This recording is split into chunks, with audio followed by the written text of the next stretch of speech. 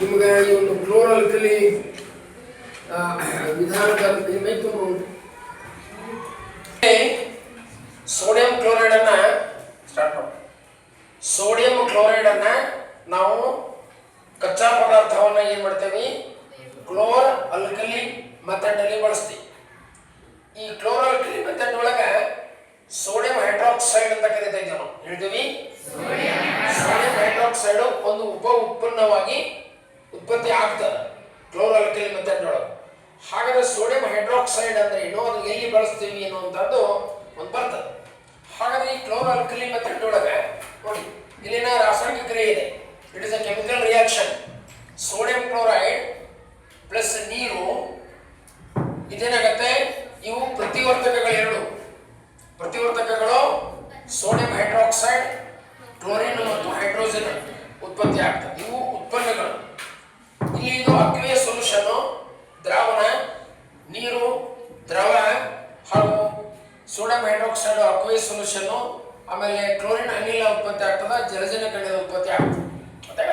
ಹಾಗಾಗಿ ಈ ಕ್ಲೋರ್ alkali method ಏನದ, ಈ ಕ್ಲೋರ್ ಅಲ್ಕಲಿ ಒಂದು ತೊಟ್ಟೆ ಇದು ಏನದು ತೊಟ್ಟೆ. ಇಲ್ಲಿ ಮಧ್ಯದಲ್ಲಿ ಒಂದು ಏನಪ್ಪಾ ಅಂದ್ರೆ ಪಾರದರ್ಶಕವಾದಂತಹ ಒಂದು ಅತ್ಯಂತ ಸೂಕ್ಷ್ಮ ಒಂದು ಪೊರೆ ಇರ್ತದೆ ಅಂತ. ಇದ್ರೊಳಗೆ ಇನ್ಪುಟ್ ಅಂತ ಕರೀತಾರೆ ಸೋಡಿಯಂ ಕ್ಲೋರೈಡ್. ಇದು ಬ್ರೈನ್ ದ್ರಾವಣ ಅಂತಾರೆ. ಎಂದರು ಬ್ರೈನ್ ಸೊಲ್ಯೂಷನ್. ಈ ಬ್ರೈನ್ ದ್ರಾವಣ ಒಳಗೆ ಸೇರಿಸಿದಾಗ ಏನಾಗ್ತದೆ, ನಂತರ ಇಲ್ಲಿ ಎರಡು ಗ್ರಾಫೈಟ್ ರಾಡ್ ಅದಾವ, ಗ್ರಾಫೈಟ್ ಕಡ್ಡಿಗಳದಾವ. ಈ ಗ್ರಾಫೈಟ್ ಕಡ್ಡಿಗಳು ಬಳಸ್ಬಿಟ್ಟು ಇಟ್ ಇಸ್ ಎಲೆಕ್ಟ್ರಿಸಿಟಿ, ವಿದ್ಯುತ್ ಪ್ರವಾಹ. ಇದು ಧನಾವೇಶ, ಇದು ಋಣಾವೇಶ. ಇದು ಗೊತ್ತಿದೆ ನಿಮಗೆ. ಇಟ್ ಇಸ್ ಎ ಲಾಂಗ್ ಏನು ಸ್ಟ್ಯಾಂಡಿಂಗ್ ಲೈನ್ ಅದಲ್ಲ, ಈ ಸ್ಟ್ಯಾಂಡಿಂಗ್ ಲೈನ್ ತೋರಿಸ್ತದೆ ಧನಾವೇಶ. ಆನೋಡ್ ಅಂತ ತೋರಿಸ್ತದೆ. It is anode, it is a cathode, negative. ಹಾಗಾದ್ರೆ ಇಲ್ಲಿ ಇದರೊಳಗೆ ವಿದ್ಯುತ್ ಪ್ರವಾಹ ಹರಿಸಿದ ಏನಾಗ್ತದಪ್ಪ ಅಂದ್ರೆ ಅಯಾನುಗಳು ವಿನಿಮಯ ಆಗ್ತಾವ. ಅಯಾನುಗಳು ನಿಮ್ಮ ಕ್ಲೋರಿನ್ ಮತ್ತು ಇಲ್ಲಿ ಜಲಜನಕದ ಅಯಾನುಗಳು ಈ ಕಡೆ ಬರ್ತವೆ. ಈ ಕಡೆ ಜಲಜನಕ ಅಯಾನುಗಳು ಈ ಪೊರೆಯಿಂದ ಆ ಕಡೆ ಹೋಗ್ತದೆ. ಕ್ಲೋರಿನ್ ಋಣ ಅಯಾನುಗಳು ಈ ಕಡೆ ಬರ್ತವೆ. ಆನೋಡ್ ಕಡೆ ಋಣ ಅಯಾನುಗಳು ಬರ್ತಾವು, ಕ್ಯಾಥೋಡ್ ಕಡೆಗೆ ಧನ ಅಯಾನುಗಳು ಸಾಗಾಣಿಕೆ ಆಗ್ತದೆ. ಹಾಗಾದ್ರೆ ಈ ಒಂದು ತೊಟ್ಟೆ ಒಳಗೆ ಈ ಭಾಗದೊಳಗೆ ಅಂದ್ರೆ ಆನೋಡ್ ಕಡೆಗೆ ಏನಾಗ್ತದೆ, ಕ್ಲೋರಿನ್ ಅನಿಲ ಒಳಗಡೆ ಆಗ್ತದೆ. ಕ್ಲೋರಿನ್ ಅನಿಲವನ್ನು ಸಂಗ್ರಹ ಮಾಡ್ತಾರೋ, ಈ ಕಡೆಗೆ ಹೈಡ್ರೋಜನ್ ಅನಿಲ ಒಳಗಡೆ ಆಗ್ತದೆ. ಹೈಡ್ರೋಜನ್ ಅನಿಲವನ್ನು ಸಂಗ್ರಹ ಮಾಡ್ತಾರೋ. ಹಾಗೂ ಇನ್ನೊಂದು ಬೈ ಪ್ರಾಡಕ್ಟ್ ಮುಖ್ಯವಾದಂತ ಇರೋದು ಸೋಡಿಯಂ ಹೈಡ್ರಾಕ್ಸೈಡ್. ಸೋಡಿಯಂ ಹೈಡ್ರಾಕ್ಸೈಡ್ ಅನ್ನ ಈ ಭಾಗದಿಂದ ಇಟ್ ಇಸ್ ಔಟ್ಪುಟ್ ಅಂತ ಕರೀತೀವಿ, ಬರ್ತದೆ. ಇದನ್ನು ಸಂಗ್ರಹ ಮಾಡುವಂತಹದ್ದು. ಹಾಗಾದ್ರೆ ಇಲ್ಲಿ ಮೂರರ ಉಪಯೋಗವನ್ನು ಕೊಡೋದು. ಕ್ಲೋರಿನ್ ಉಪಯೋಗ ಏನು, ಹೈಡ್ರೋಜನ್ ಉಪಯೋಗ ಏನು, ಸೋಡಿಯಂ ಹೈಡ್ರಾಕ್ಸೈಡ್ ಉಪಯೋಗ ಏನು ಅಂತ.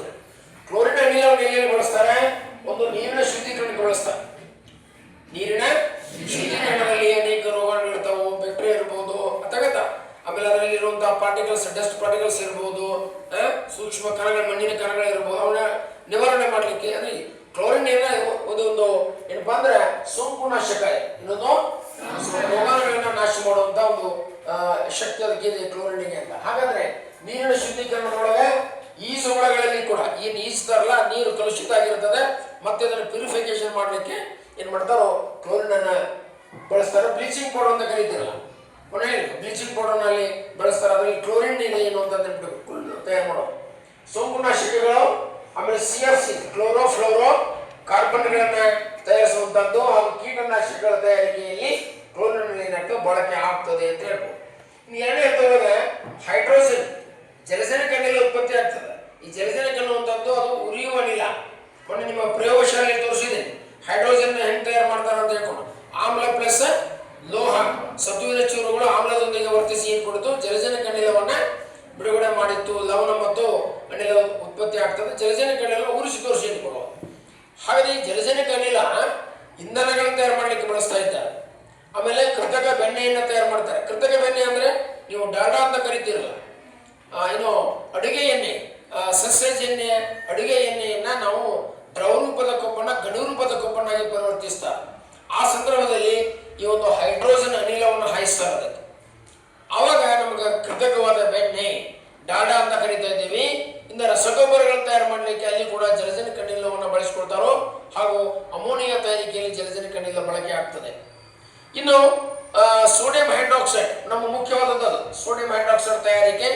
ಈ ಸೋಡಿಯಂ ಹೈಡ್ರಾಕ್ಸೈಡ್ ಏನು ಬಳಸ್ತಾರಪ್ಪ, ಇದನ್ನು ಅದು ಒಳಗೊಂಡ ಬ್ರೈನ್ ಸೊಲ್ಯೂಷನ್. ಇದೇನಿದೆ sodium hydroxide hydroxide plus sodium chloride brine solution ಇದ್ದದನ್ನ ಆ ಕಾರಣ ಸೋಡಿಯಂ ಹೈಡ್ರಾಕ್ಸೈಡು ಲೋಹಗಳ ಜಿಡ್ಡು ನಿವಾರಣೆ. ಜಿಡ್ಡು ಅಂದರೆ ಕೊಳೆ ಏನಂತೆ, ಎಣ್ಣೆ ಪದಾರ್ಥದ ಒಂದು ಕೊಳೆ ಇದ್ದಿರುತ್ತೆ. ಈ ಒಂದು ಸೈಕಲ್ ರೀಮ್ ಗೀಮ್ ಇರ್ತದೆ ನೋಡ್ರಿ, ಜಿಡ್ಡು ಎಣ್ಣೆ ಪದಾರ್ಥ ಗ್ರೀಸು ಇಂಥವೆಲ್ಲ ಹತ್ತಿರ್ತದ, ಜಿಡ್ಡು ಅಂತ ಕರಿತೀವಿ.